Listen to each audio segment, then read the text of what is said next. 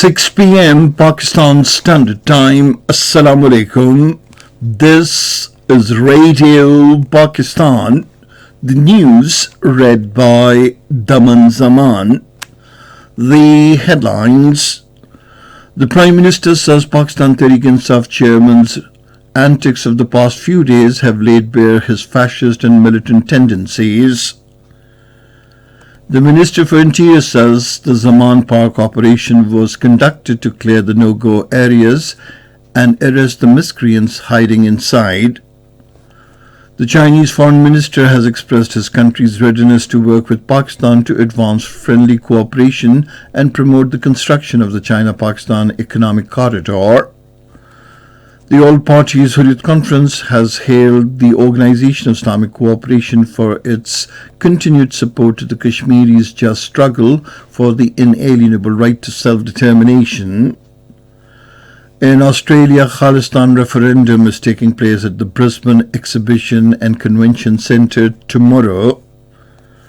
The Israeli forces have martyred a Palestinian youth in the occupied West Bank. The final of the Pakistan Super League Season 8 will be played between Lahore Qalandars and Multan Sultans in Lahore this evening. And now the news in detail. Prime Minister Shahbaz Sharif has said if anyone had any doubt, Pakistan Tehreek-e-Insaf Chairman Imran Niazi's antics of the past few days have laid bare his fascist and militant tendencies.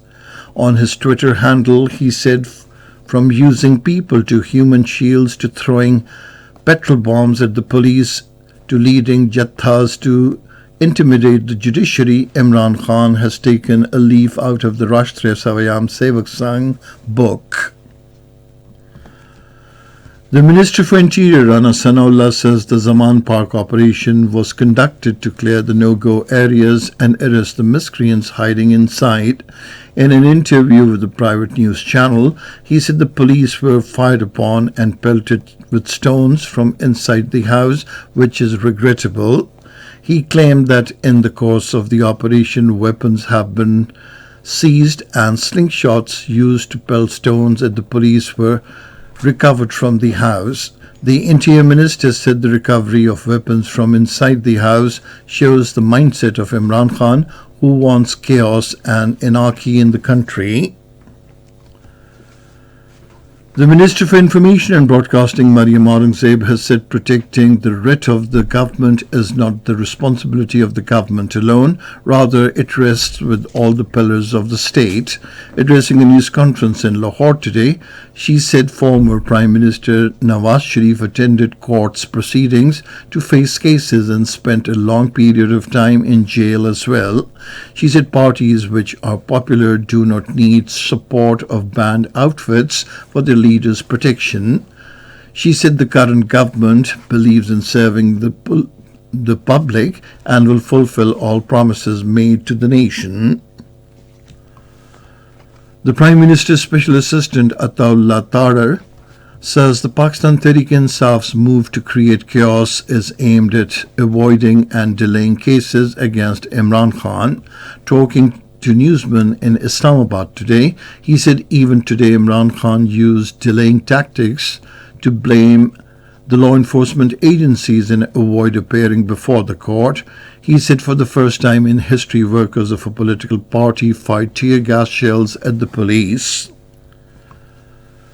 The Minister for Planning and Development, Ahsan Iqbal, says provision of financial assistance to the flood-hit population under the Benazir Income Support Program is commendable. Addressing the inauguration ceremony of the Benazir Dynamic Registry Sector at Narowal today, he said the program is successfully working throughout the country to support the deserving people.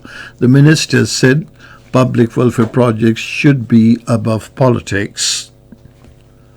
The Chinese State Councillor and Foreign Minister Qin Shang says China is ready to work with Pakistan to advance friendly cooperation and promote the construction of the China-Pakistan Economic Corridor. He said this during a meeting with Pakistan's Foreign Secretary Asad Majid Khan in Beijing. The Chinese Foreign Minister said his country appreciates Pakistan for its strong support on issues concerning China's core interests. The Foreign Secretary Asad Majid Khan said Pakistan regards its relations with China as the most important bilateral relationship and firmly pursues the One China policy. They discussed Pakistan-China bilateral cooperation and reaffirmed the significance of China-Pakistan strategic ties in the evolving regional and international milieu.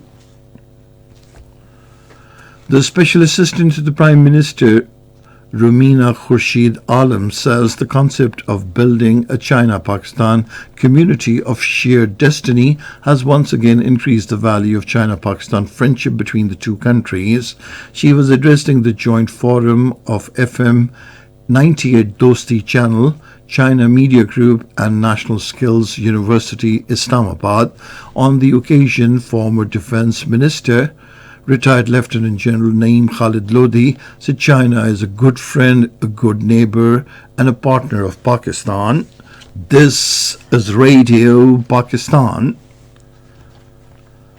In Balochistan, 8 persons were killed when their vehicle was swept away in the floodwater in district Avaran today.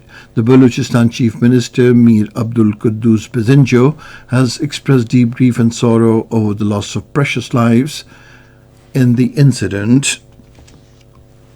In the Indian illegally occupied Jammu and Kashmir, the All Parties Hurriyat Conference has hailed the Organisation of Islamic Cooperation for its continued support to the Kashmiris' just struggle for inalienable right to self-determination.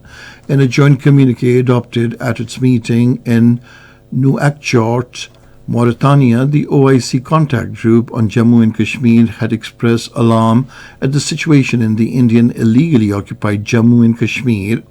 The APHC spokesman maintained that the joint communique adopted by the OIC contact group has boosted the morale of the oppressed people of occupied Jammu and Kashmir. Meanwhile, New Delhi-controlled State Investigation Agency conducted raids and searches at the houses of prominent APHC leaders and religious scholar Maulana Sarjan Barkati and other pro-freedom people at multiple locations in Shupayag, Kulgam, Islamabad, Anantnag, Srinagar and other areas.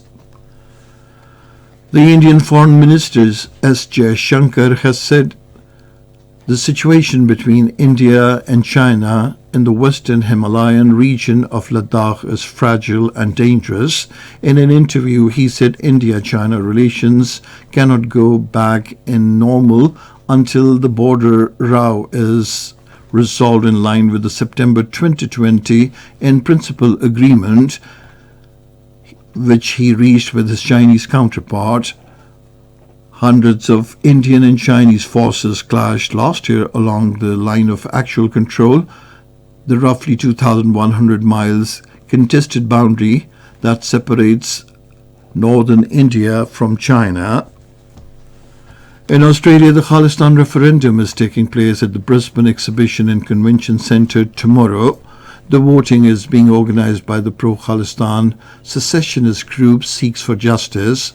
Earlier, over 40,000 Sikhs turned up to vote for the Khalistan referendum in Melbourne in the first phase of the referendum in January this year.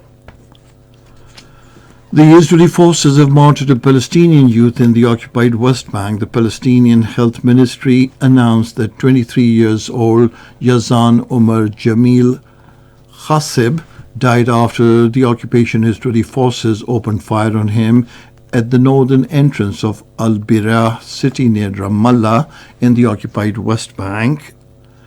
Since the start of this year, at least 84 Palestinians, including children, have been martyred by the Israeli forces. And now, cricket. The final of the Pakistan Super League Season 8 will be played between Lahore Qalandars and Multan Sultans in Lahore today. The match will start at 7 p.m. Pakistan Standard Time. Earlier, Lahore Qalandars qualified for the final of the Pakistan Super League Season 8, defeating Peshawar Zalmi by 4 wickets in the second eliminator match in Lahore last night. And finally, the weather report. Rain with wind and thunderstorm is expected in eastern and northeastern Balochistan, South Punjab, Sindh, Kashmir, Gilgit-Baltistan and Lower Khyber Pakhtunkhwa during the next 12 hours.